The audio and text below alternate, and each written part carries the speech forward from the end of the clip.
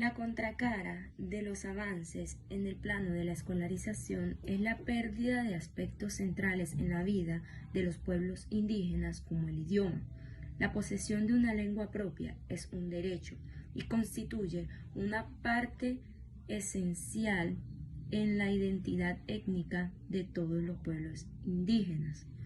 En algunos resultados se puede constatar que el uso de la lengua dentro de los territorios indígenas aún está muy presente. Sin embargo, fuera de ellos, una baja proporción de jóvenes aún la mantienen.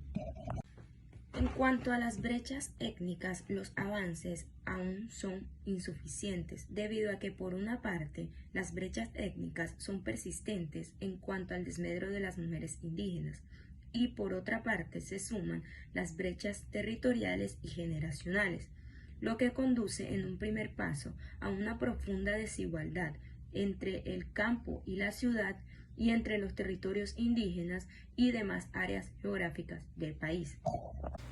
Buenas tardes. El tema que vamos a tratar en esta ocasión es el derecho a la educación. Esto va a ser guiado por mis compañeros María Valle, Daniel Alvarado, Gerardo Caballero, Graciela Mendoza y quien les habla, Jaini Barros.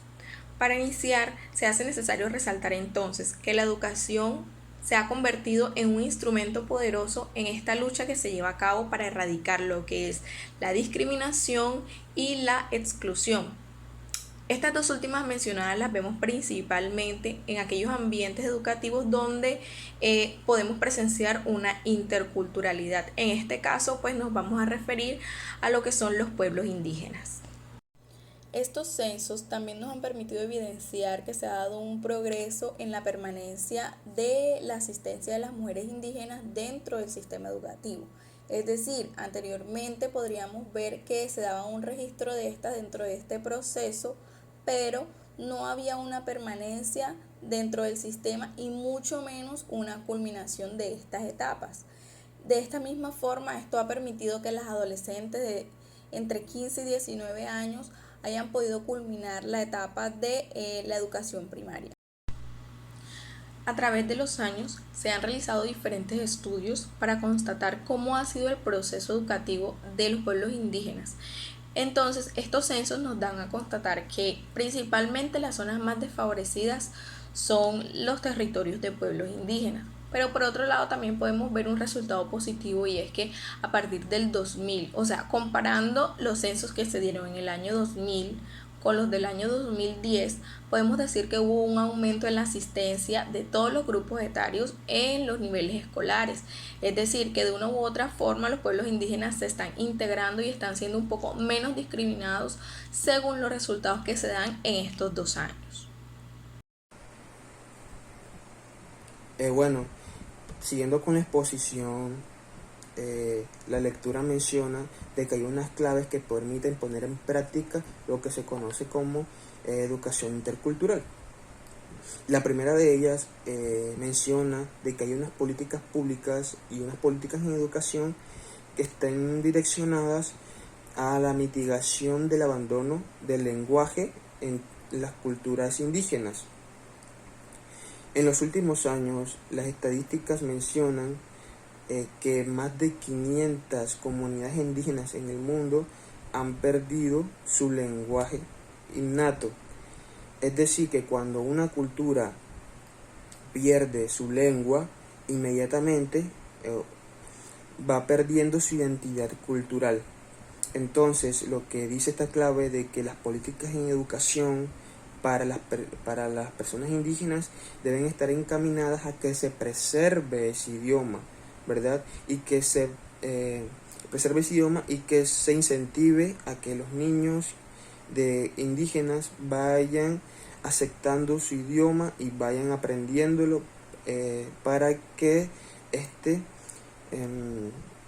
se exprese de generación en generación. La segunda clave está direccionada a la permanencia del estudio de niños, adolescentes y jóvenes indígenas. Las estadísticas hablan que entre un 80 y un 90% en los últimos años de niños, las cifras van en aumento, ¿sí? pero cuando se habla de población adolescente y población joven, ni siquiera las cifras alcanzan un 40% de la continuidad de los estudios en estas personas. Esto quiere decir que hay mayor deserción que inserción educacional en adolescentes y jóvenes indígenas.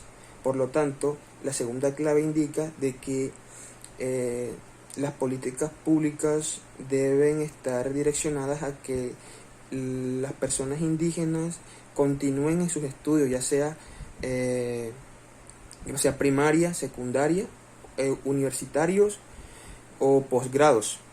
Y la tercera clave describe de que se debe conocer la participación de las comunidades indígenas en su propio proceso de educación. Como se evidencia de que muchas veces las comunidades indígenas no son escuchadas y que el Estado mismo se hace de los oídos sordos cuando se trata de educación intercultural. Es por ello que la tercera clave está destinada a que se abra, ¿verdad?, la opción de que puedan ser escuchadas las comunidades indígenas, ya que son estas las únicas que saben las necesidades, ¿verdad?, de toda su comunidad, de todas las personas de su comunidad. Entonces, ellas son las únicas que pueden dictaminar qué es lo que necesitan aprender los niños, ¿verdad?, para que se respeten sus valores tradicionales y sus valores culturales. Creo que eso es todo. Gracias. Va a seguir mi compañera.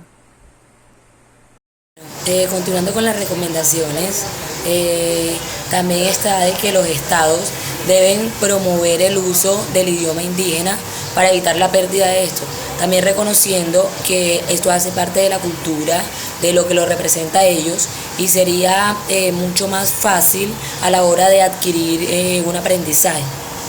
Por otro lado, también el Estado debe tomar las medidas para superar las deficiencias en cuanto a la inversión pública en educación, debido a que ha sido notorio la falta de inversión.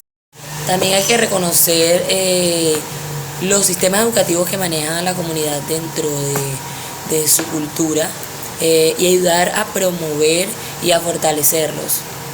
Los formatos educativos interculturales deben ampliar sus enfoques, incorporando todo lo que es la experiencia de los pueblos indígenas, su epistemología, las historias, los conocimientos, las técnicas, los medios de transmisión.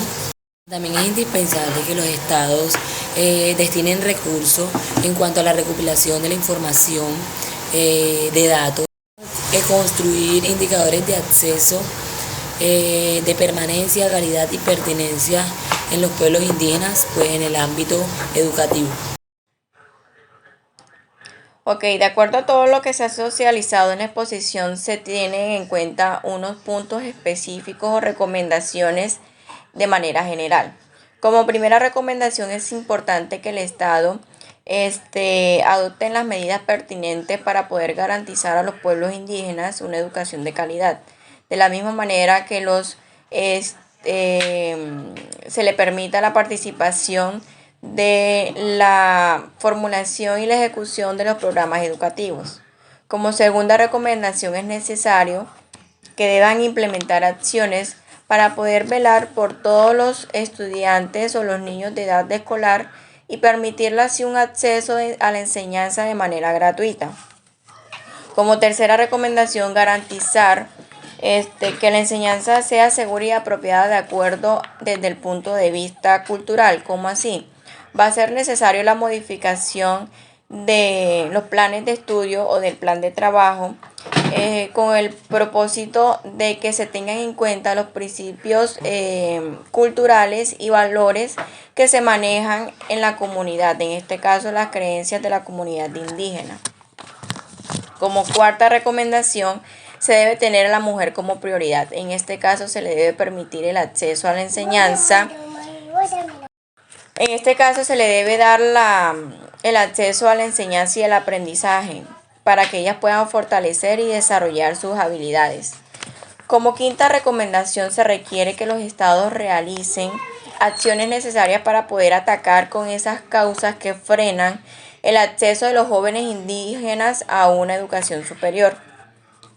Como sexta recomendación, las actividades del gobierno están dirigidas a una educación en el marco del buen vivir. En este caso, no solamente es garantizar una calidad de la educación, sino también la mayor apertura y al mismo tiempo una pertinencia cultural.